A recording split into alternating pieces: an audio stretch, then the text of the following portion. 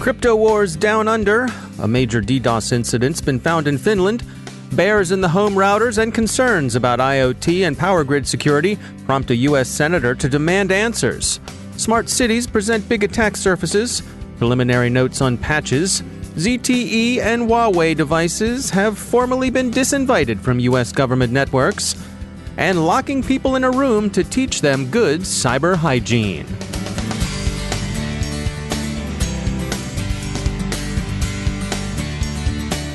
Time to tell you about our sponsor, Recorded Future. If you haven't already done so, take a look at Recorded Future's Cyber Daily.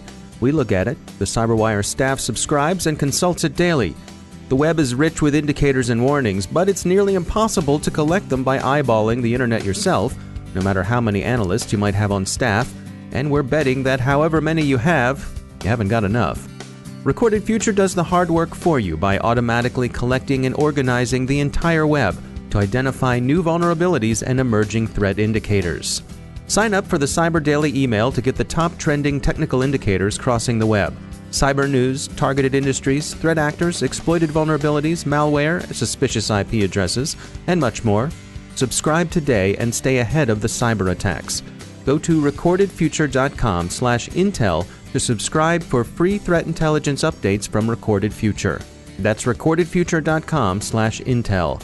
And we thank Recorded Future for sponsoring our show. Major funding for the CyberWire podcast is provided by Cylance. From the CyberWire studios at Data Tribe, I'm Dave Bittner with your CyberWire summary for Tuesday, August 14th, 2018. There's a fresh offensive in the crypto wars, and this one comes out of Australia. The government has announced its proposed regulations that would address encrypted communications used for criminal or espionage purposes. Mindful, no doubt, of the shirty reaction the other side in the crypto wars will have to any proposal that involves mandatory backdooring of systems or other measures that would weaken end-to-end encryption, the government explicitly rules out any intention of backdooring systems. Instead, in cases of criminal investigations, national security matters, or significant threats to the financial system, the government would be able to require companies to render various forms of assistance. Where a company held a key, for example, it might be called upon to let investigators use it to inspect communications. Or a company might be required to assist with development of a tool to gain access to otherwise inaccessible traffic. This hasn't mollified opponents of the measure, who don't see how the regulations could accomplish their purpose without unacceptable compromises of end-to-end encryption. Critics tend to see the proposed regulations as either a backdoor to backdoors, or as a species of magical thinking, in which encryption would be defeated without defeating encryption. But the government is determined to obtain a capability to read traffic associated with significant criminal, terrorist, and nation-state threats.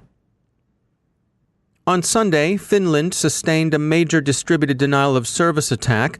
The country's Information and Communications Technology Center, Valtori, called it the biggest attack we've had in the past few months, implying a relatively high rate of attack. Several citizen-facing websites were unavailable, including the National Online Identity Verification Service, Suomi.fi. The Defense Ministry was unaffected. There's no attribution yet, but earlier DDoS attacks have been ascribed to unnamed foreign actors. Concerns about state-sponsored attacks on industrial and consumer Internet of Things devices remain high. In the U.S., these concerns continue to center on Russian activity. There have been recent warnings about GRU compromise of home routers, known about for some time but only imperfectly redressed, such devices being notoriously easy to ignore when patching. Other concerns focus on the power grid, where GRU probes of utility business networks have been widespread. It's worth noting, as industrial cybersecurity firm Dragos did in its blog last week, that GRU presence in business networks isn't the same as staging disruptive malware in the industrial control systems used by electric utilities. It's a serious matter, especially given the role compromised business systems played in Russia's takedown of portions of Ukraine's grid, but it's not as if Moscow has installed a kill switch for Con Ed on President Putin's nightstand, right next to his copy of The Art of the Deal. So worth taking seriously, but also soberly and without panic. Congress continues to push the U.S. administration about power security. The most recent legislative paladin to ride to the grid's defense is Senator Markey, a Democrat from Massachusetts, who's widely circulating his letters of concern. He's asked individual utilities if they were victims of Russian probes, the Department of Homeland Security warned about, what measures they're taking to cover themselves from third-party risks, and if they've complied with recommendations from the North American Electric Reliability Corporation. And on that last, if not, why not?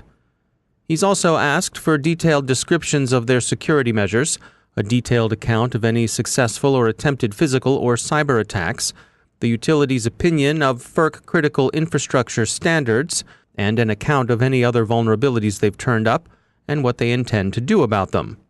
NERC, federal agencies, and power marketing associations have received similar letters.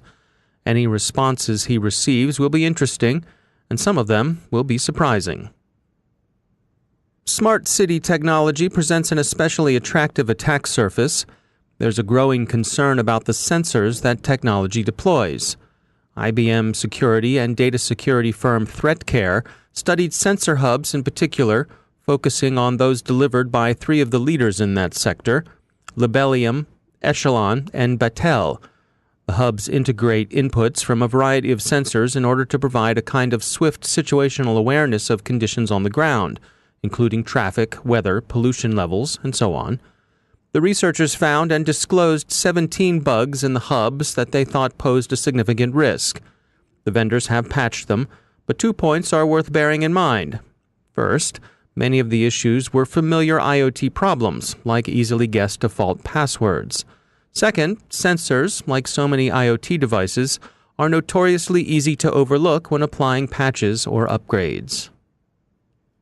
Studies show that we are spending more of our online time on mobile devices, relying on apps to help us keep in touch and manage our day-to-day tasks. That, of course, makes mobile devices an attractive target. Bob Stevens is Vice President of Public Sector at Lookout, a company that provides products to help protect mobile devices.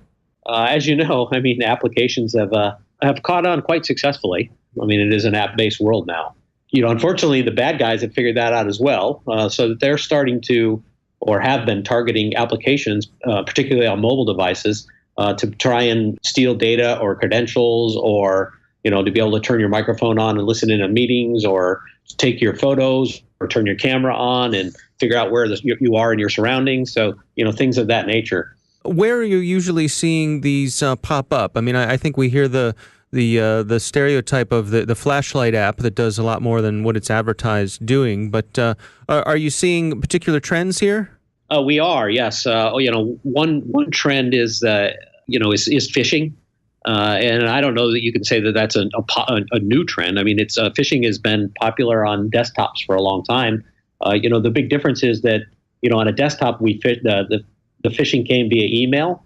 But in a mobile world, it can come from a lot of different places. It can come from a text. It can come via an application like Facebook, or a communications application like WhatsApp or Signal or Telegram. It can come via the email. It can come, via the web. So there's a lot of different ways for, somebody to phish you on a mobile device. And are you seeing that, that one platform versus the other does a better job of keeping these types of apps out of their app store?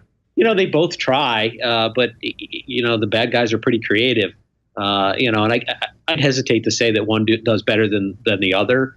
I think that they both put together equal amounts of effort to ensure they're providing safe applications for their users. But the bad guy, like I said, the bad guys still get in. And the bad guys don't necessarily use the app stores either. As an example, there's one threat that we recently announced called Stealth Mango. And, it started with a phishing attempt, but then they would send you to not one of the popular app stores, but a different app store to download an upgrade of an application. And of course, once you got that application, you had malware on your device. It didn't come from, the popular ones, but it's still out there and they're able to get it on your device. So what are your recommendations for folks to better protect themselves? Well, it's a defense in depth, as with anything. an enterprise should be deploying some sort of mobile device management, or they now call it EMM, Enterprise Mobility Management, to ensure that the policies that your organization want to have enforced are enforced. So what I mean by that is, if Lookout's on a device and we detect that, you've just downloaded a version of Facebook that is malicious, that MDM can now take over and quarantine you from the network so that you can't do any more damage, or the bad guy can't do any more damage, and have you perform some sort of remediation on your device to remove the application. So I think that's required. An application like Lookout that's looking for malware, looking for risky behavior, looking for network-based threats, looking for phishing attempts, so that they can be blocked before any harm can be done, and some safe browsing to ensure that you're going to safe websites. Deploying some sort of encryption is always good. You want to make sure that the data that's on your device is encrypted, so that even if they are able to access something, that it's worthless to them. So I think those are probably the three things that you want to look at. Mobile devices are used for just about everything now. Your banking apps, all your travel, your calendars, your email. There's a lot of data there. It's basically your life. So you need to protect it as if it's one of the most important things that's in your life. That's Bob Stevens from Lookout. It's Patch Tuesday, with Microsoft and others expected to roll out fixes over the course of the day. Some noteworthy patches have already been released over the last few days. A patch for Netcom 4G LTE Light Industrial M2M routers is out, addressing a critical vulnerability.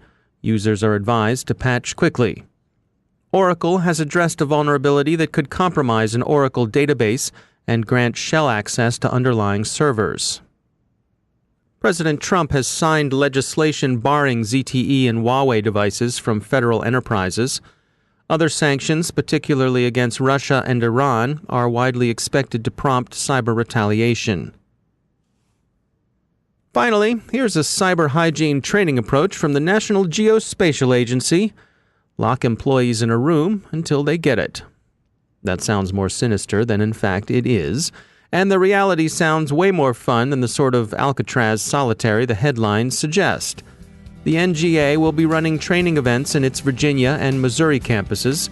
They've hired training company Living Security to design escape rooms that one can get out of by solving various cybersecurity puzzles that focus on the NGA's tenets and risks, and that will use training moments and challenge questions customized to NGA's information technology and security policies and messaging to provide consistency with the cybersecurity program.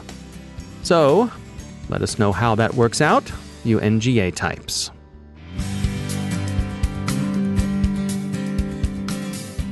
And now a bit about our sponsors at VMware. Their trust network for Workspace ONE can help you secure your enterprise with tested best practices. They've got 8 critical capabilities to help you protect, detect, and remediate. A single open platform approach, data loss prevention policies, and contextual policies get you started. They'll help you move on to protecting applications, access management, and encryption. And they'll round out what they can do for you with micro-segmentation and analytics. VMware's white paper on a comprehensive approach to security across the digital workspace will take you through the details and much more. You'll find it at thecyberwire.com/VMware. See what Workspace ONE can do for your enterprise security. thecyberwire.com/VMware. And we thank VMware for sponsoring our show.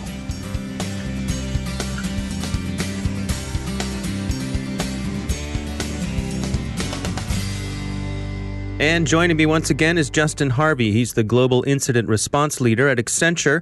Justin, welcome back. We wanted to touch on threat hunting today. Why don't we start off, what is threat hunting and what is it not?